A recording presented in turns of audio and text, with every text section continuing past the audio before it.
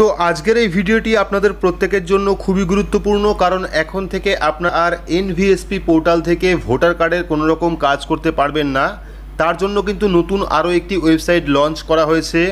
তো এইবার সমস্যা হচ্ছে এনভিএসপি পোর্টাল থেকে যে সমস্ত ফর্ম ফিল আপ আপনারা করেছিলেন বা যে সমস্ত ফর্ম আপনারা সাবমিট করেছিলেন, সেটা নতুন ভোটার কার্ড হোক, ভোটার কার্ড কারেকশন হোক, সেগুলি রিজেক্ট হয়ে যাবে কিনা বা তার জন্য নতুন করে অ্যাপ্লাই করতে হবে কিনা, বা এনভিএসপি পোর্টালের মতো নতুন পোর্টালে গিয়েও আপনাদের নিজের নাম রেজিস্ট্রেশন করতে হবে কিনা, সমস্ত বিস্তারিত কিন্তু আজকের ভিডিওতে আপনাদের জানাবো। তো ভিডিওটি অবশ্যই শুরু থেকে শেষ পর্যন্ত দেখবেন। ভিডিওটি ভালো লাগলে লাইক করবেন, চ্যানেলটিকে সাবস্ক্রাইব করে পাশে রাখা বেল আইকনটি প্রেস করে নোটিফিকেশান অল করে রাখবেন, সবার সুবিধার্থে ভিডিওটি শেয়ার করবেন। তো চলুন শুরু করি।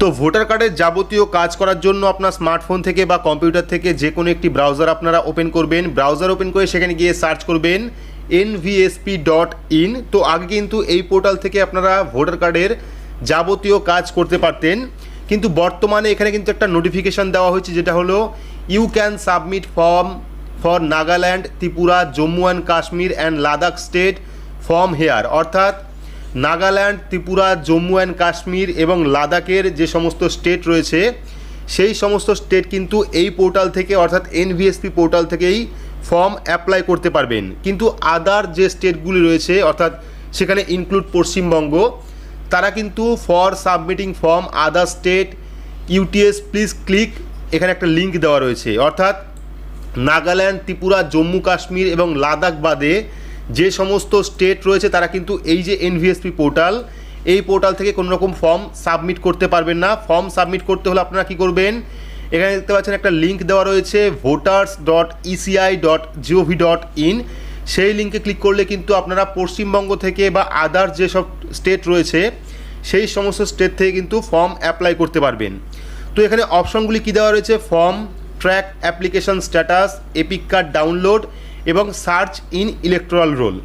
তো এবার অনেকে বলতে পারেন, পুরনো যে এনভিএসপি পোর্টালে আমাদের নাম রেজিস্ট্রেশন করা ছিল, অর্থাৎ ইউজার আইডি এবং পাসওয়ার্ড ছিল, সেটা এই পোর্টালে কাজ করবে কি না। তো অবশ্যই করবে। আপনাদের কিন্তু নতুন করে কোনো রকম ইউজার আইডি পাসওয়ার্ড তৈরি করার দরকার নেই। দেখতে পাচ্ছেন আমাদের কিন্তু নতুন পোর্টালেও আমাদের নাম রেজিস্ট্রেশন হয়ে আছে। আপনারা চাইলে এটা লগ আউট করে নতুন করে ইউজার আইডি এবং পাসওয়ার্ড দিয়ে লগ ইন করতে পারেন। সেক্ষেত্রে নতুন যে পোর্টাল অর্থাৎ voter.eci.gov.in, এই নতুন পোর্টালে কিন্তু আপনাদের নাম রেজিস্ট্রেশন করার দরকার নেই।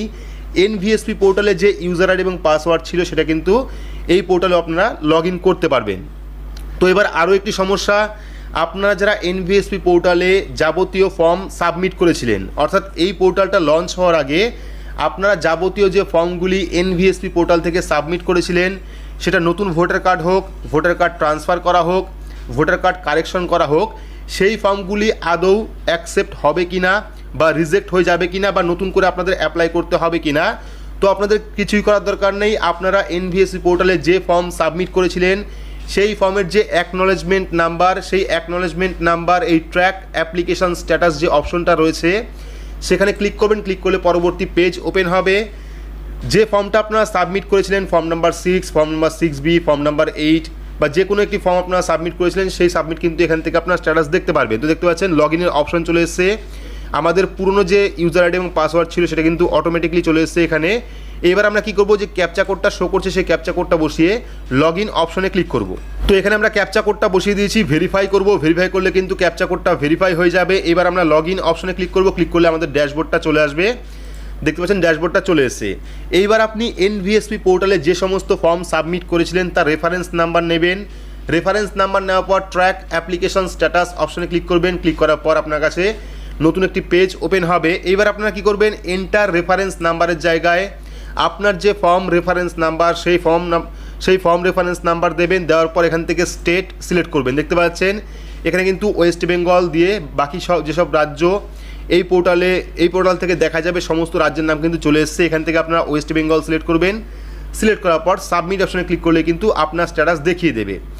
এবার যদি আপনারা নতুনভাবে কোনো রকম ফর্ম সাবমিট করতে চান, সেক্ষেত্রে আপনারা কি করবেন, ফর্ম যে অপশনটা রয়েছে, সেই ফর্মের উপর ক্লিক করবেন। ক্লিক করলে পরবর্তী পেজটা ওপেন হয়ে যাবে।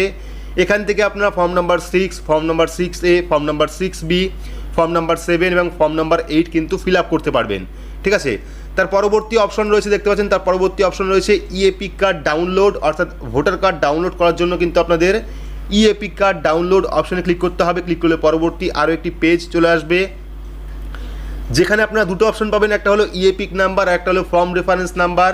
যদি আপনারা ভোটার কার্ড নাম্বার দিয়ে ভোটার কার্ড ডাউনলোড করতে চান, সেক্ষেত্রে প্রথমে আপনারা ই এপিক নাম্বার সিলেক্ট করবেন। সিলেক্ট করার পর ই এপিক নাম্বারের জায়গায় এপিক কার্ড নাম্বার অর্থাৎ ভোটার কার্ড নাম্বার দেবেন। দেওয়ার পর এখান থেকে স্টেট সিলেক্ট করবেন। সিলেক্ট করার পর আপনারা সার্চ অপশনে ক্লিক করলেই কিন্তু আপনারা এখান থেকে ভোটার কার্ড ডাউনলোড করতে পারবেন, যদি আপনার ভোটার কার্ডের সাথে ইউনিক মোবাইল নাম্বার লিঙ্ক থাকে তবেই। বা চাইলে আপনারা ফর্ম নাম্বার 8 বা ফর্ম নাম্বার 6-এর যে রেফারেন্স নাম্বার, সেই রেফারেন্স নাম্বার দিয়েও কিন্তু ভোটার কার্ড ডাউনলোড করতে পারবেন। ফর্ম রেফারেন্স নাম্বার দিয়ে ভোটার কার্ড ডাউনলোড করতে হলে ফর্ম রেফারেন্স নাম্বারের উপর ক্লিক করবেন। ক্লিক করার পর ফর্মের যে রেফারেন্স নাম্বার, সেই রেফারেন্স নাম্বার দেবেন। এখান থেকে ওয়েস্ট বেঙ্গল বা স্টেট সিলেক্ট করবেন। সিলেক্ট করার পর সার্চ অপশনে ক্লিক করলে কিন্তু এখান থেকে আপনারা ভোটার কার্ড ডাউনলোড করতে পারবেন। এবং পরবর্তী আরও একটি অপশন কিন্তু দেওয়া রয়েছে, সার্চ ইন ইলেকটোরাল রোল। এখানে আপনারা ক্লিক করবেন। ক্লিক করে কিন্তু আপনার ভোটার কার্ড নাম্বার দিয়ে আপনার ডিটেলস দেখতে পারবেন। ডিটেলস দেখার জন্য আপনারা সার্চ বাই এপিক নাম্বারে ক্লিক করবেন। ক্লিক করার পর এখানে আপনার ভোটার কার্ড নাম্বার দেবেন। ভোটার কার্ড নাম্বার দেওয়ার পর স্টেট সিলেক্ট করবেন। সিলেক্ট করার পর যে ক্যাপচা কোডটা শো করছে, সেই ক্যাপচা কোডটা বসিয়ে ভেরিফাই অপশনে ক্লিক করে সার্চ অপশনে ক্লিক করলে কিন্তু আপনার ডিটেলস দেখিয়ে দেবে। তো এই ছিল আজকের আপডেট, অর্থাৎ এনভিএসপি পোর্টাল যে পুরনো পোর্টাল ছিল, সেই পোর্টাল থেকে কিন্তু পশ্চিমবঙ্গ বাদে কয়েকটি রাজ্য আলাদা করে নতুন একটি পোর্টাল গঠন করা হয়েছে, নতুন একটি পোর্টাল লঞ্চ করা হয়েছে। সেই পোর্টাল থেকে কিন্তু আপনারা পশ্চিমবঙ্গ থেকে ভোটার কার্ডের যাবতীয় কাজ করতে পারবেন। এনভিএসপি পোর্টাল থেকে বর্তমানে কিন্তু পশ্চিমবঙ্গ থেকে আপনারা কোনো রকম ভোটার কার্ডের কাজ করতে পারবেন না। তো এই ছিল আজকের আপডেটটি আপনাদের কেমন লাগলো অবশ্যই কমেন্ট বক্সে কমেন্ট করে জানাবেন। ভিডিওটি ভালো লাগলে লাইক করবেন, চ্যানেলটিকে সাবস্ক্রাইব করে পাশে রাখা বেল আইকনটি প্রেস করে নোটিফিকেশন অল করে রাখবেন। সবার সুবিধার্থে ভিডিওটি শেয়ার করবেন। তো আজকের মতো এইটুকুই, ধন্যবাদ।